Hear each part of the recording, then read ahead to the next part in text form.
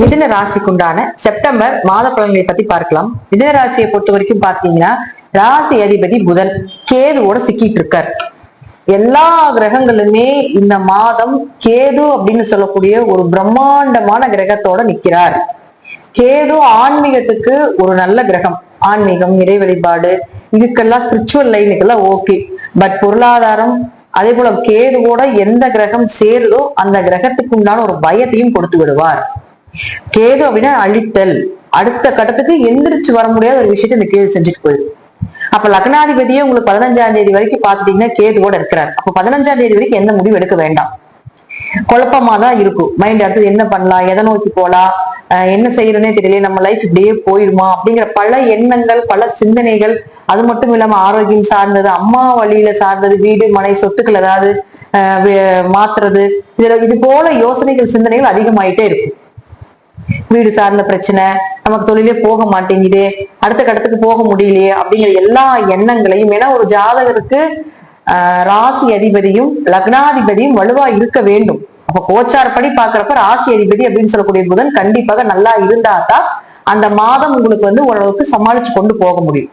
அப்ப ராசி அதிபதி அப்படின்னு சொல்லக்கூடிய புதன் உங்களுக்கு 15ஆம் தேதி கூட கேதுவோட சிக்கிட்டு இருக்காரு. உங்க ஜாதகத்துல புதன் கேது சேர்க்கைன்னா கண்டிப்பா இதுவும் நடக்கும். புதன் கேது படிப்பு தடை, முதல்ல படிப்புல இன்ட்ரெஸ்ட் இருக்காது, மார்க் கொஞ்சம் கம்மியா வர்றது, குழந்தைகள் புதன்னா குழந்தைகள், கன்னி பெண்கள், அவங்க மூலமாக சிறு சிறு பிரச்சனைகள் வர்றது, இதெல்லாம் ஏற்படுத்தி கொடுத்துரும். அடுத்தது அதே போல பாத்துட்டீங்கன்னா கொஞ்சம் ஆரோக்கியம் சார்ந்த விஷயத்துல கவனமா இருந்துக்கணும். 15ஆம் தேதிக்கு மேல புதன் உங்களுக்கு தன்னுடைய சொந்த வீடாக இருக்கக்கூடிய கன்னி வீட்டுக்கு ஆட்சி உச்சம் பெற்று வருகிறார். அப்ப அதற்கு மேல நீங்க என்ன விஷயம் வேணா செய்ய சக்சஸ். அதற்கப்புறம் அந்த உங்களுடைய மனநிலை எல்லாமே மாறிடும். தேவையில்லாத குழப்பங்கள் இருக்காது. அந்த மனம் சார்ந்த விஷயங்கள், இப்ப நடந்துட்டு இருக்க விஷயங்கள் எல்லாமே இந்த 15ஆம் தேதிக்குள்ள ஏன் அப்படி நடந்துச்சு, நம்ம இப்படி ஒரு சின்ன விஷயத்துக்கு நம்ம இப்படி ரியாக்ட் பண்ணிட்டோமோ, நம்ம இப்படி ஒரு விஷயத்துக்கு நம்ம மனசு இவ்வளவு பாதிப்பாயிருச்சோ அப்படிங்கறது எல்லாமே இந்த 15ஆம் தேதிக்கு மேல யோசிக்க வைக்கக்கூடிய அமைப்பு இருக்கு. அப்ப கிரகங்கள் தன்னுடைய வேலைகளை, கடமைகளை அது கரெக்டா தான் செஞ்சுட்டு இருக்கோம். நம்ம கொஞ்சம் நேர்ந்து கலந்து போய்க்கிறதும், அதே போல இறை வழிபாட்டுல அதிகமாக செய்து கொள்வதும் என்பது ஒரு சிறப்பான விஷயமா இருக்கும். அடுத்தது உங்களுக்கு சூரியனும் பாருங்க உங்களுக்கு 16ஆம் தேதி வரை கேதுவோட தான் இருக்காரு.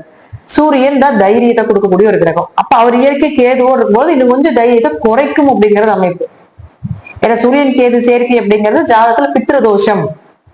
சூரியன் கேது சேர்க்கை அப்படிங்கிறது பரம்பரையாக வரக்கூடிய தோஷங்களை சொல்லக்கூடியது. பித்ரு தோஷம், பரம்பரை தோஷங்கள், இதெல்லாமே இந்த சூரியன் கேது வச்சுதான் நம்ம பார்ப்போம். உங்க ஜாதகத்துல சூரியன் கேது இருந்தாலும் கொஞ்சம் கவனமா இருந்துக்கோங்க. அப்பா வழி உறவுகள், அவர்கள் மூலமாக பிரச்சனைகள் வர்றது, கொஞ்சம் தைரியம் குறைவாகிறது, கூட பிறந்தவர்கள், பங்காளி உறவுகள் மூலமாக சொத்து பிரச்சனைகள் ஏற்படுறது. ஏன்னா 4ஆம் அதிபதி புதன் கேதுவோடு இருக்காங்க. இப்ப எல்லாம் பாத்தீங்கன்னா சொத்து பிரச்சனை நடக்கும். சொத்து சார்ந்தது, இடம் சார்ந்த பிரச்சனை, குடும்பத்துல ஏதாவது ஒரு பங்காளி உறவுகள் மூலமாக பிரச்சனைகள் ஏற்படுறது, இதெல்லாம் மிதுன ராசிக்கு இந்த மாதம் நடக்கும் 15ஆம் தேதி வரைக்கும். சோ அதுல எல்லாமே கொஞ்சம் கவனமா இருந்துக்கணும். அப்ப அடுத்தது பாருங்க உங்களுக்கு சுக்கிரனும் உங்களுக்கு கேதுவோடவே 14ஆம் தேதிக்கு மேல சேரப்போகிறார். அதனால 14ஆம் தேதிக்கு முன்னாடி வரைக்கும் உங்களுக்கு 2ல தான் இருக்கிறார். அது வரைக்கும் உங்களுக்கு ஒரு ஜாக்பாட். ஏன்னா 5-12 குடையவர் 2ல இருக்கார் தனஸ்தானத்துல. 5 குடையவர் 2ஆம் இடத்துல இருந்தா பண வரவு, பொருளாதார வளர்ச்சி, குடும்ப தேவைகளை பூர்த்தி பண்றது, குழந்தைகளுக்கு தேவையானது வாங்கி கொடுக்கறது, அல்லது குழந்தைகள் மூலமாக உங்களுக்கு ஏதாவது ஒரு பண வரவு கிடைப்பது, இதெல்லாம் ஏற்படுத்தி கொடுப்பார். குழந்தைகள் கோயிலுக்கு போயிட்டு வரும்போது ஒரு நன்மைகளை ஏற்படுத்தி கொடுக்கறது, இதெல்லாம் உங்களுக்கு 14ஆம் தேதிக்கு முன்னாடியே இந்த மாதிரி விஷயங்கள், பணம் கொடுக்கல் வாங்கல், அதிர்ஷ்டம் சார்ந்த விஷயங்கள், இதெல்லாம் 14ஆம் தேதிக்கு முன்னாடி வைத்துக் கொள்வது என்பது சிறப்பு. 14ஆம் தேதிக்கு மேல பாத்தீங்கன்னா இந்த சுக்கிரன் அப்படிங்கிறவர் கேதுவோட சேரும் பொழுது இதுலயும் கொஞ்சம் பணம், பொருளாதாரம், குடும்ப விஷயம், கணவன் மனைவி அந்நியோகம், இதுலயும் கொஞ்சம் கவனமா இருந்துக்கோங்க. அப்போ உங்களுக்கு பாருங்க புதன் உங்களுக்கு எப்படி இருந்தாலும் 15ஆம் தேதிக்கு நல்ல நிலையில வந்துடுறார். புதன் வலுத்துறார். அப்ப 15ஆம் தேதி வரைக்குமே பாத்துட்டீங்கன்னாலும் உங்களுக்கு பிரச்சனைகளை சின்னது கொடுத்துட்டு இருந்தாலும் பண வரவு வந்துடும். அப்ப 15ஆம் தேதிக்கு மேலேயும் புதன் நல்ல நிலையில வந்துடுறதுனால பயப்பட வேண்டிய அவசியங்கள் கிடையாது. இந்த மாதம் கொஞ்சம் கிரகங்கள் உங்க ஜாதக ரீதியாக, தசாபுத்தி ரீதியாக கொஞ்சம் சரியில்லை அப்படின்னா கொஞ்சம் கிரகங்கள் உங்களை அசைச்சு பார்க்கும். மனம் தளராமல் இறை வழிபாடை மட்டும் செய்து கொள்வது என்பது சிறப்பு. அடுத்தது உங்களுக்கு செவ்வாயை பொறுத்த வரைக்கும் பாத்துட்டீங்கன்னா 6 மற்றும் 11ஆம் அதிபதியாகி 4ல நிக்கிறார். அடுத்தது பாத்துட்டீங்கன்னா 11ஆம் தேதிக்கு மேல பாத்தீங்கன்னா 5ஆம் வீட்டுக்கு வர, அது அதை விட யோகம். அப்ப 6 குடையவர் 4ல இருந்ததுன்னா கடன் வாங்கி பிசினஸ் பண்ணலாம், அல்லது கடன் வாங்கி வீடு கட்டலாம், கடன் வாங்கி ஏதாவது வண்டி வாகனங்கள் வாங்கலாம். வரக்கூடிய பணம் எல்லாமே கடன் கட்டுறதுக்கு, நோய்க்கு, இதுக்கே செலவாகுது அப்படிங்கிறது எல்லாமே உங்களுக்கு 11ஆம் தேதி வரைக்கும் இருக்கும்.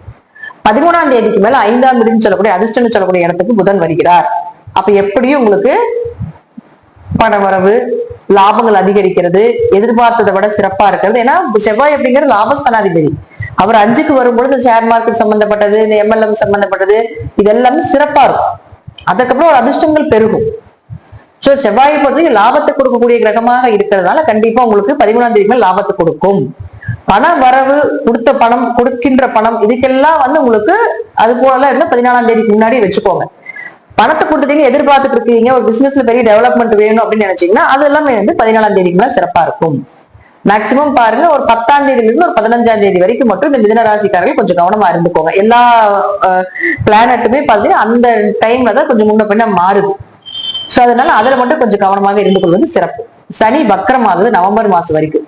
ஜாதகத்துல சனி வக்கரமாக இருந்தால் ஓரளவுக்கு நற்பலன்களே. எப்படியோ ஒரு வகையில உங்களுக்கு சொத்துக்கள் சேர்க்கிறது, மனைகளுக்கு உண்டான விஷயங்கள், கொஞ்சம் அவமானப்பட்டாலும் இந்த அவமானத்திலிருந்து வெளியே வரக்கூடிய ஒரு சூழ்நிலைகள், திடீர் வருமானங்கள், திடீர் அதிர்ஷ்டங்கள், இதெல்லாம் சனி ஏற்படுத்தி கொடுத்துருவார். சனி உங்க ஜாதகத்துல வக்கரம் இல்லைன்னா கொஞ்சம் காசு போனோம், அப்பா சொத்து, பூர்வீக சொத்து, இதெல்லாம் பேச்சுவார்த்தைகளை கொஞ்சம் கொஞ்சம் குறைத்துக் கொள்வது என்பது சிறப்பு. வக்ர பயிற்சி முடிஞ்சதுக்கு அப்புறம் நம்ம அது சார்ந்த விஷயங்களை பேசிக்கலாம். குருவை பொறுத்த வரைக்கும் குரு ராசிக்குள்ளேயே இருக்கிறது எப்பவுமே குரு ராசிக்குள்ள இருந்தா சகல தோஷங்களும் நிவர்த்தி.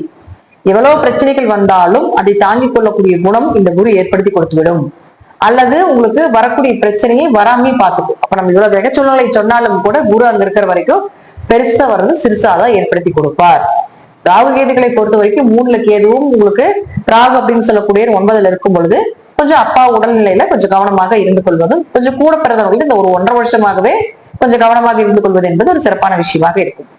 மிதுனத்தை பொறுத்த வரைக்கும் பாத்துட்டீங்கன்னா நன்மைகளும் தீமைகளும் இரண்டும் கலந்து ஓரளவுக்கு நல்ல அமைப்புலதான் இருக்கு. பயப்பட வேண்டிய அவசியங்கள் இந்த மாதத்துல மிதுனத்துக்கு பெரிய அளவுக்கு இல்லை அப்படிங்கறதா முற்றிலும் உண்மை.